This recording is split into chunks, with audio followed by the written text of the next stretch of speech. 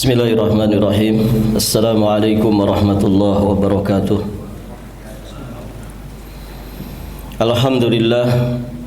Alhamdulillahilladzi arsala rasulahu bil huda wa dinil haqq liyudhhirahu 'ala ad-dini kullihi walau karihal musyrikun.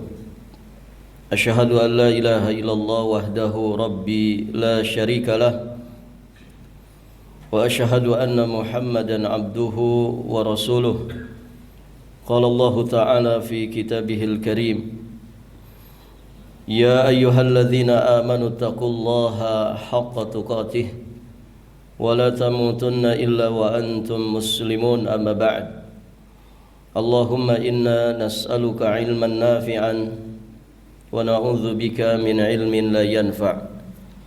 Para hadirin, ikhwati fid din wa akhwat fillah rahimani wa rahimakumullah. Kita masih di pembahasan fi akhlaqihi sallallahu alaihi wa alihi wasallam, di antara akhlak Nabi sallallahu alaihi wa alihi wasallam.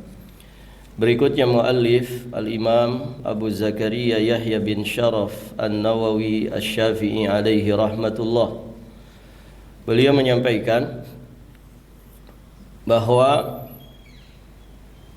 di antara sifat mulia atau akhlak yang mulia dari Nabi sallallahu alaihi wa alihi wasallam adalah apa yang disifati oleh Allah Azza wa Jalla di surat At-Taubah ayat 128. Allah berfirman, laqad ja'akum rasulun min anfusikum azizun alaihi ma anittum harisun alaikum bil mu'minina raufur rahim. Sesungguhnya telah datang kepada kalian seorang rasul dari kaum kalian sendiri. Kemudian Allah menjelaskan sifat rasul yang mulia ini. Tentu yang dimaksud adalah Nabi kita Muhammad sallallahu alaihi wasallam. Kata Allah, azizun alaihi ma anittum, berat terasa olehnya penderitaan kalian. Berarti beliau itu sosok yang sangat empati, ikut merasakan betapa beratnya penderitaan yang dirasakan atau dialami oleh para sahabatnya. Kemudian yang kedua, harisun alaikum, sangat menginginkan keimanan dan juga keselamatan bagi kalian. Jadi punya haris, ya punya keinginan yang begitu besar, ambisi yang begitu besar, ya supaya umatnya benar-benar beriman dan selamat dunia akhiratnya. Kemudian sifat yang ketiga yang disebutkan oleh Allah di sini, bil mu'minina raufur rahim, sangat rauf, sangat rahim terhadap orang-orang beriman, yakni sangat belas kasihan lagi penyayang terhadap orang-orang beriman. Tentu tiga sifat yang disebutkan oleh Allah ini termasuk akhlak yang luhur, akhlak yang agung yang ada pada diri Nabi sallallahu alaihi wa alihi wasallam, dan juga selayaknya kita memiliki sifat-sifat ini. Ya, punya empati yang begitu besar kepada sesama muslim. Jadi tidak cuek ya kepada saudara sesama muslim. Kemudian punya haris, ya punya keinginan yang begitu besar untuk sama-sama saling menyelamatkan, untuk sama-sama beriman, beramal saleh, satu dengan yang lainnya saling berusaha, ya mengajak kepada keselamatan lahir batin dunia dan juga akhirat. Kemudian berbelas kasih kepada sesama mukmin. Jika tiga sifat ini ada pada masing-masing kaum muslimin, maka pasti kehidupan mereka akan baik. Taib, hadirin jamaah yang dirahmati Allah. Kemudian juga di firman Allah Subhanahu wa taala surat At-Taubah ayat 103, wassalli alaihim, dan berdoalah untuk mereka, inna salataka sakanul lahum, sesungguhnya doa kamu itu menjadi ketentraman jiwa bagi mereka. Nah, ini sifat berikutnya yang Allah Subhanahu wa taala sebutkan tentang Nabi, bahwa Nabi itu, hadirin jamaah yang dirahmati Allah, sangat besar kesungguhannya di dalam mendoakan umatnya. Dan doa Rasulullah Shallallahu Alaihi Wasallam bagi umatnya ini tentu menjadi sakinah tersendiri bagi umatnya. Taib hadirin, ya kita dapat doa dari sesama muslim saja itu luar biasa, rasa-rasanya anugerah yang begitu besar, begitu kan? Kita dapat doa dari saudara kita saat kita sakit, dijenguk, didoakan. Ya, saat kita mendapatkan kebaikan dia pun ikut mendoakan, gitu ya. Saat kita tertimpa musibah, ya ikut mendoakan. Ya, dan seterusnya. Saat kita mungkin nikah, kita mendapatkan doa keberkahan dari saudara sesama muslim. Saat kita nikah yang kedua kali, begitu ya, dapat lagi doa, kan masya Allah, gitu ya. Hadirin jamaah yang dirahmati Allah, itu sudah anugerah yang begitu besar. Maka bagaimana lagi kalau yang berdoa itu Rasulullah Sallallahu Alaihi wa alihi Wasallam. Ya, Nabi ya diantara doanya untuk umatnya mendoakan keberkahan bagi umatnya di waktu pagi. Allahumma barik li ummati fi bukuriha. Ya Allah, berkahi umatku di pagi hari. Bahkan doa Nabi ini sampai nanti ketika beliau menanti umatnya di Sirat, di atas jembatan yang dibentangkan Allah Subhanahu wa taala di atas neraka ya Jahannam. Ya. Nabi kemudian meminta kepada Allah, ummati ya Rasulullah, ya Allah, umatku selamatkan mereka. Ya. Ya. Ummati selamatkan mereka. Rabbi salim wahai Rabbku selamatkan mereka. Artinya kasih sayang Nabi ini dunia sampai akhirat. Namun demikianlah para jamaah yang dirahmati Allah, tidak semua umat itu mau disayang. Allah dan Rasulnya sangat sayang kepada umat ini. Namun ya demikian manusia, ya keburukan di antara tabiat buruk manusia, tidak semua mereka itu mau disayang. Ya kadang sesama kita saja sebagian orang itu nggak tahu diri. Ada orang yang sayang kepada dirinya tapi dia malah ngelunjak kepada orang yang sayang kepada dirinya. Nas'alullah as-salamah wal afiyah. Taib, para jamaah yang dirahmati Allah.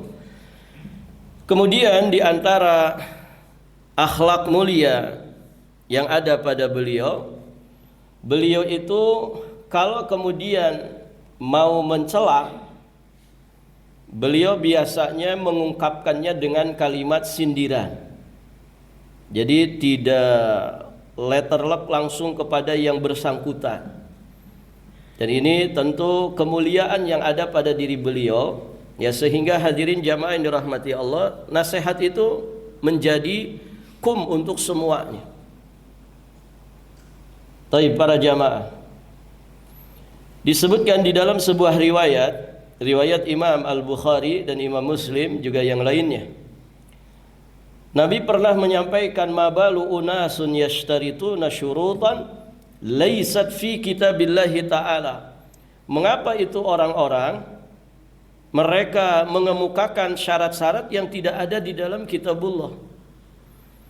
Taib para jamaah, ini kalimat umum, kalimat sindiran secara umum yang disampaikan oleh Nabi Sallallahu Alaihi Wasallam, yang sejatinya barakallahu fikum mungkin ada orang yang dituju oleh Nabi Shallallahu Alaihi Wasallam dari ungkapannya ini, tapi beliau ungkapkan secara umum, ya untuk menjaga orang-orang yang mereka sedang menyimpang ini supaya tidak minder, ya supaya mereka itu ya barakallahu fikum lebih mudah menerima nasihat, begitu ya.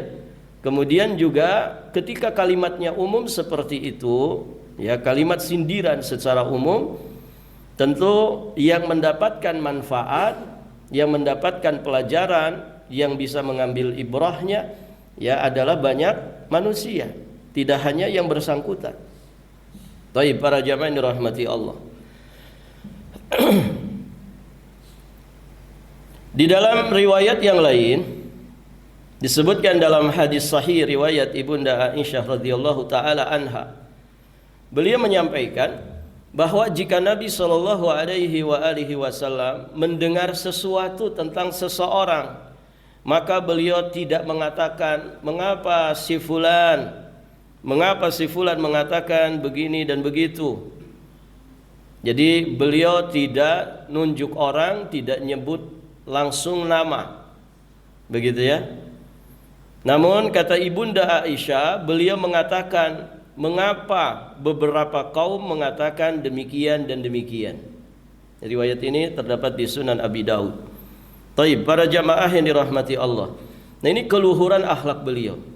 Ya, sehingga hadirin jamaah yang dirahmati Allah, nasihat itu mudah diresap oleh siapapun yang dinasehati oleh Nabi, baik itu pribadi, ya, lebih-lebih kaum muslimin secara umum.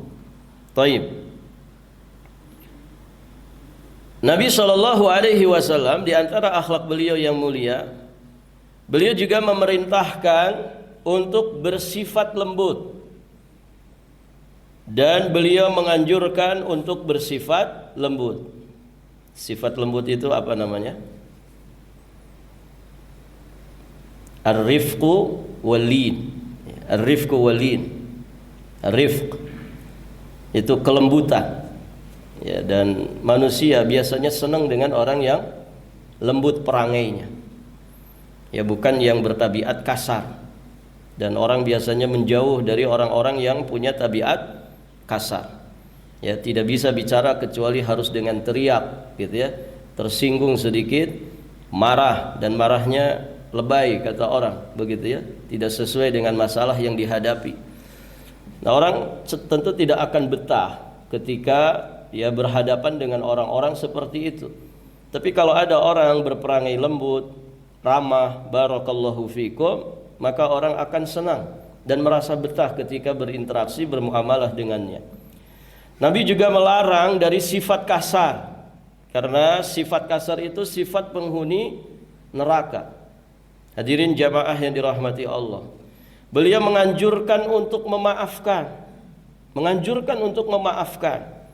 karena tentu berat ya, memaafkan ini tidak mudah. Hadirin jamaah yang dirahmati Allah, maka umatnya didorong oleh beliau supaya memiliki sifat afu, ya, suka memaafkan. Beliau berakhlak dengan akhlak yang luhur. Nabi sallallahu alaihi wasallam juga yuhibbut tayammun. Beliau menyukai mendahulukan bagian kanan, baik ketika bersuci, ya, ataupun ketika tana'ul menggunakan sendal, atau ketika menyisir, dan di dalam segala urusannya. Taib. Sementara tangan kirinya beliau gunakan untuk beristinja dan untuk segala sesuatu yang kotor. Nabi sallallahu alaihi wasallam jika tidur, beliau tidur di sisi tubuh kanannya, ala syikkihi al-aiman. Ya, beliau bertumpu di tubuhnya yang sebelah kanan dan menghadap ke kiblat. Taib, para jamaah yang dirahmati Allah. Itu posisi apa? Kalau kita mereng ke kanan terus ngadep kiblat, posisi apa itu? Posisi mayat ketika dikuburkan, kan begitu ya. Barakallahu fikum. Dan tidur itu saudara kematian. An-naum akhul maut. Tidur itu saudara kematian. Jadi masya Allah. Taib, para jamaah dirahmati Allah. Itu model tidurnya Nabi. Majelis beliau adalah majelis kesantunan, majelis yang di dalamnya rasa malu itu tumbuh, amanah, memelihara diri, sabar, dan juga ketenangan. Di majelis itu suara-suara tidak dikeraskan. Demikian pula wanita tidak disebut-sebut di dalamnya. Artinya bukan majelis yang kotor, bukan majelis yang jorok, ya, bukan majelis yang membahas tentang wanita. Ya, bersih dari obrolan-obrolan seperti itu. Di dalamnya mereka memuliakan ketakwaan, saling menunjukkan ketawaduan, menghormati yang lebih tua, menyayangi yang lebih muda, menolong orang yang membutuhkan, menjaga orang asing yang jauh dari keluarganya, dan juga menampakkan kebaikan. Beliau sallallahu alaihi wasallam bersikap lembut kepada para sahabatnya, memuliakan orang yang mulia dari setiap kaum dan membantu urusan mereka. Beliau juga memperhatikan sahabatnya, mencarinya jika tidak menjumpainya.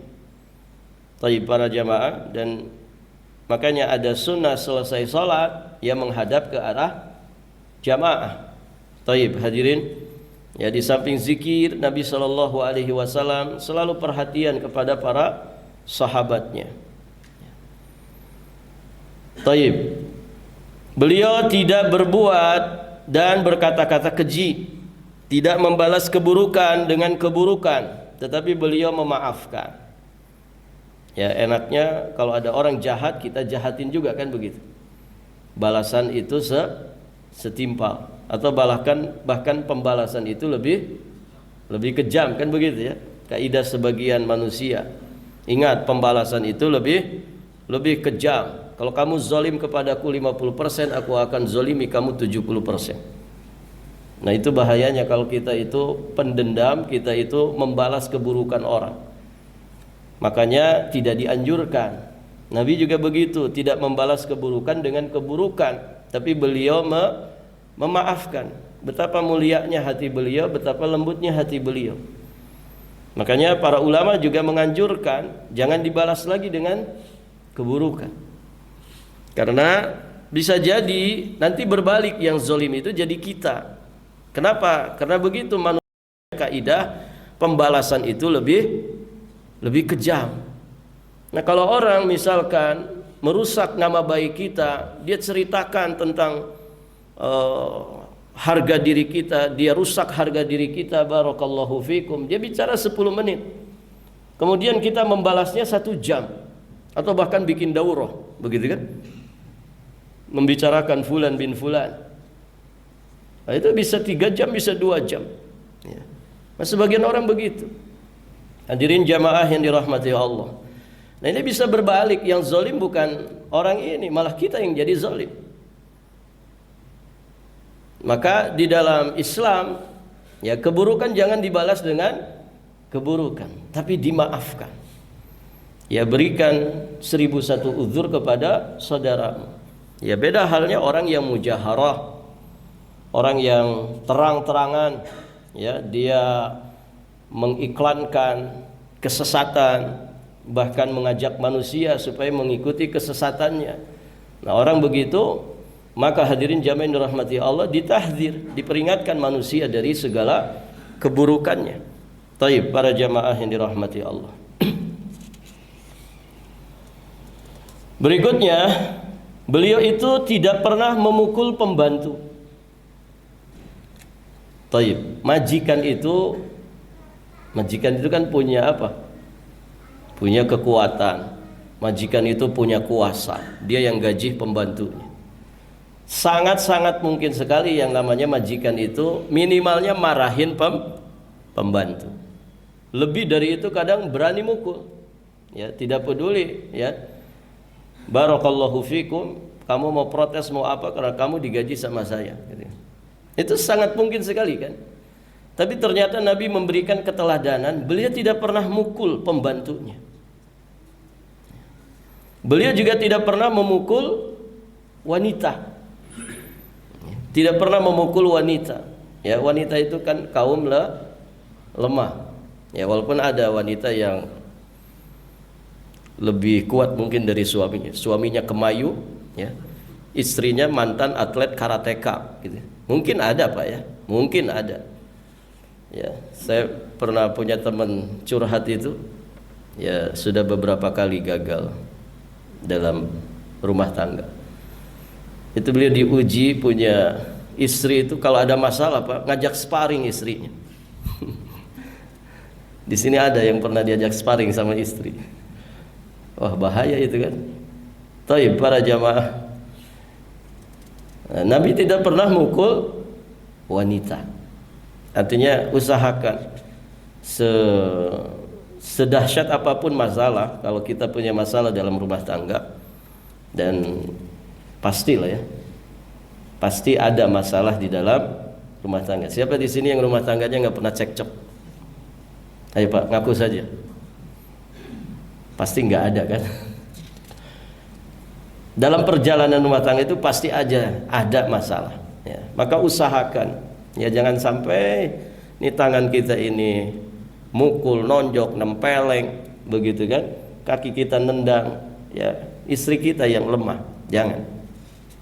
Kalau masih bisa diselesaikan dengan bicara, diskusi, selesaikan dengan itu. Ya jangan dikit-dikit masalah sepele yang bicara adalah kepalan tangan, yang bicara adalah tendangan maut gitu. Jangan. Hadirin jamaah yang dirahmati Allah, Nabi tidak pernah memukul wanita.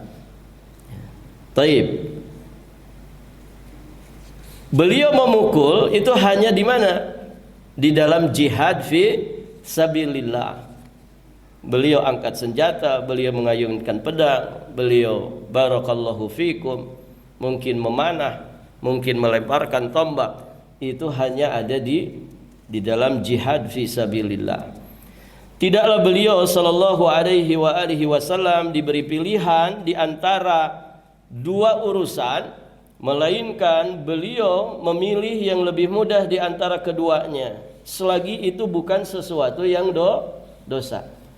Apa orang itu kalau begitu tuh modelnya apa Pak? Orang kita nyebutnya apa?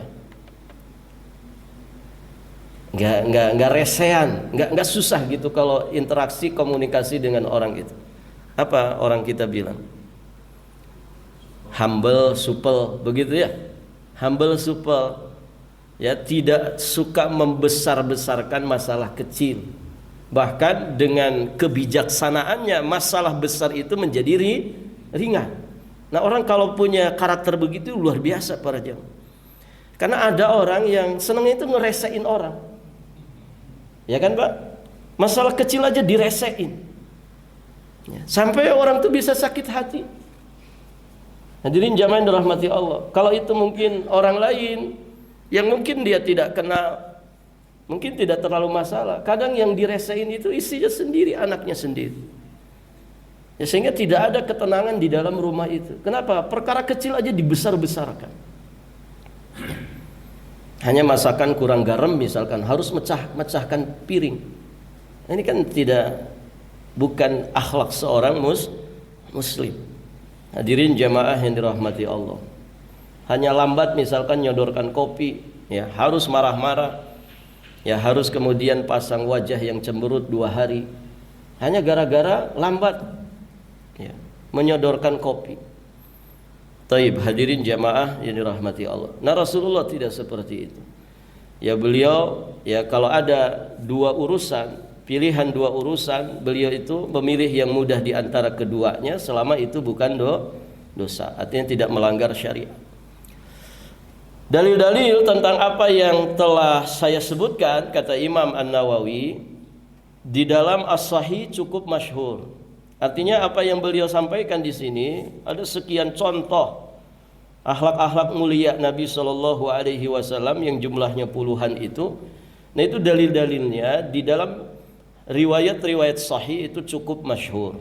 Karena ini ringkasan, ya maka ya tidak beliau sertakan dalil-dalilnya. Sesungguhnya Allah telah menghimpun pada diri beliau sallallahu alaihi wasallam kesempurnaan akhlak dan kesempurnaan fisik. Allah telah memberinya ilmu generasi terdahulu dan generasi terkemudian. Taib, di sini ada ta'liq bahwa ungkapan ini sifatnya masih global, masih umum.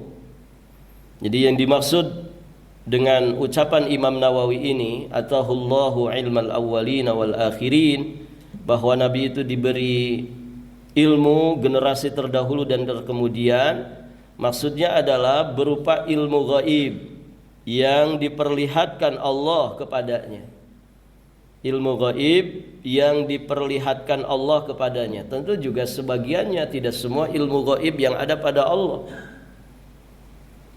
Oleh karenanya di surat Al-Jin ayat 26-27 Allah sampaikan, alimul ghaib fala yudhiru ala ghaibihi ahada. Dialah Allah yang mengetahui perkara gaib. Fala yudhiru ala ghaibihi ahada, maka Allah tidak memperlihatkan kepada seorang pun tentang yang gaib itu, illa man irtadha mir rasulin, kecuali kepada rasul yang diridhoinya. Artinya kasyaf ilmu gaib itu, tersingkapnya ilmu gaib atau ditampakkannya ilmu gaib itu hanya kepada orang-orang yang diridhoi Allah. Dan orang-orang yang diridhoi Allah, nah itulah para nabi dan rasul. Nabi dan rasul yang paling diridhoi Allah ya Nabi Muhammad sallallahu alaihi wa alihi wasallam. Jadi sebagian ilmu gaib Allah tampakkan kepada Nabi kita Muhammad sallallahu alaihi wa alihi wasallam, tentu untuk hikmah yang sangat besar, karena beliau mengemban risalah yang besar. Dan para jamaah yang dirahmati Allah, sementara apa yang tidak diperlihatkan kepadanya, maka Nabi seperti manusia yang lainnya. Artinya murni kalau Nabi itu mengetahui perkara-perkara gaib, itu murni dari wahyu. Bukan nabinya sendiri yang mengetahui dengan sendirinya, tapi itu dari wahyu Allah Subhanahu wa taala. Adapun nabinya sebagai basyariyah, ya sebagai insaniyah, beliau manusia ya, sebagaimana yang lainnya. Apa yang tidak ditampakkan dari perkara gaib, maka ya beliau seperti yang lainnya. Contoh misalkan beliau di perang Uhud terluka. Kalau tahu perkara gaib, ya tentu beliau tidak akan terluka. Pelipisnya tidak akan berdarah, giginya tidak akan patah, kan begitu. Kalau beliau tahu perkara gaib, kan sudah diantisipasi duluan kalau tahu perkara gaib.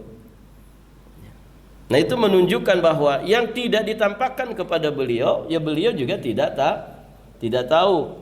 Makanya di surat Al-An'am ayat 50 Allah Subhanahu wa taala menegaskan, "Qul," katakanlah wahai Muhammad, "la aqulu lakum indi khazainullah wa la a'lamul ghaiba wa la aqulu lakum inni malak in attabi'u illa ma yuha ilai." Katakanlah wahai Muhammad, aku tidak mengatakan kepada kalian bahwa pembendaharaan Allah ada pada diriku. Artinya tidak semua ilmu gaib yang ada pada Allah kemudian disampaikan dan diberitahukan kepada beliau. Maka ditegaskan lagi, wala a'lamul ghaib, dan tidak pula aku mengetahui yang gaib. Wala aqulu lakum inni malak, dan tidak pula aku mengatakan kepada kalian bahwa aku ini adalah seorang malaikat. In attabi'u illa ma yuha ilayya, aku tidak lain hanyalah mengikuti apa yang telah diwahyukan kepadaku. Jadi kalau tidak ada wahyu, ya beliau juga tidak tahu. Demikian hadirin jamaah yang dirahmati Allah. Maka yang jelas keadaan beliau itu sebagaimana yang dinyatakan di dalam firman-Nya, wa 'allamaka ma lam takun ta'lam, dan telah mengajarkan kepadamu apa yang belum kamu ketahui. Taib, hadirin jamaah yang dirahmati Allah, jelas ya. Dan dari sini terbantahlah orang-orang yang meyakini bahwa Nabi itu ya mengetahui seluruh perkara gaib bahkan setelah wafatnya. Ya jangankan Nabi Pak, sebagian orang itu dia meyakini tentang gurunya saja, itu apa yang Nabi saja tidak ngerti begitu. Saya pernah ketemu orang tuh begitu. Ya ketemu di angkot, ngobrol. Dia cerita dengan bangganya, saya punya guru Kiai Fulan, Ajengan Fulan, di satu kota dia sebutkan, yang jarak kotaknya itu dari tempat kita ngobrol di angkot itu sekitar 3-4 jam. Saya juga punya guru spiritual saya ya di kota gitu ya. Ini Dek waktu itu ya sudah lama ya, waktu saya usia SMP-an. Ini bapak ngobrol kayak gini sama adik, itu guru saya tahu. Nah itu kan, berarti kan dia meyakini tentang gurunya, bahwa gurunya itu bisa memantau keadaan murid-muridnya. Gitu. Ini tukang dagang pak, mau dagang, nggak tahu dia bawa gembolan gitu, kayaknya mau dagang baju di depan, di lapang gas ibu namanya, kalau sekarang depan gedung sate itu di Bandung. Saya ketemu di angkot, dia mau jualan, tukang jualan gitu. Saya dulu juga nyantri deh gitu. Di kota anu, kiai saya itu luar biasa, saya suka dikasih amalan-amalan tertentu gitu kan. Dan ini saya ngobrol sama adik gini nih, dia tahu. Jadi saya kalau lagi susah-susah, saya panggil dia. Gurunya masih hidup. Terus saya bilang, pakai telepon kan? Enggak, pakai bahasa hati saja. Ada pak, kita mau mendebat juga ini diangkut gitu, nggak enak, banyak yang lain juga. Nah itu para jamaah yang dirahmati Allah. Ada orang yang punya keyakinan begitu tentang sosok yang dia bukan nabi, bukan rasul, cuman dianggap kiai, dianggap guru. Ya. Lo kebayang bagaimana dengan Rasulullah, Sayyidul awwalina wal akhirin, Sayyidul anbiya wa imamul mursalin. Nabi itu nggak ngerti perkara gaib. Nah kalau ada orang biasa saja diyakini begitu, mungkin nggak Nabi diyakini seperti itu? Mungkin. Makanya kan ada sebagian orang meyakini Nabi itu memang sudah wafat, sudah lain alam, tapi wafatnya Nabi jangan disamakan seperti wafatnya kita ya. Nabi tetap bisa memantau keadaan umatnya, bahkan ketika dirayakan hari kelahirannya itu arwahnya datang. Begitu kan? Nah, ini ngawur para jamaah ya. Yang datang tuh rohnya siapa gitu kan. Bahkan katanya gurunya fulan begitu kan, kadang lagi ceramah saja melihat kedatangan Nabi ya, matanya langsung melihat sosok Nabi gitu. Nah, ini ngawur para jamaah. Ini apa istilahnya? Ya orang berdusta. Dan kalau yang berdusta itu orang awam, namanya juga orang awam. Tapi kalau yang berdusta itu orang yang kemudian barakallahu fiikum mengatasnamakan dirinya ulama lah, kiai lah, ustadz kah, habib kah. Nah ini bahaya. Hadirin jamaah yang dirahmati Allah. Kalau umat yang kemudian tidak terdidik, tidak belajar sunnah dengan baik, wah itu kan terkesima pak. Wah memang kita tidak salah pilih guru itu. Ini guru yang digugu dan ditiru gitu. Terfitnah akhirnya, terfitnah. Padahal itu kisah-kisah khurafat saja. Itu kisah-kisah yang tidak ada aslinya. Hadirin jamaah yang dirahmati Allah. Maka perhatikan ini. Ya, kalau orang biasa saja bisa diyakini seperti itu, apalagi sosok Nabi. Dan disitulah ya sebagian orang itu gulu kepada Nabi. Ya, gulu kepada Nabi. Bahwa Nabi itu walaupun sudah meninggal dunia, beliau tetap bisa memantau keadaan umatnya, bahkan bisa datang di momen-momen tertentu. Taib, hadirin jamaah yang dirahmati Allah. Kita lanjutkan.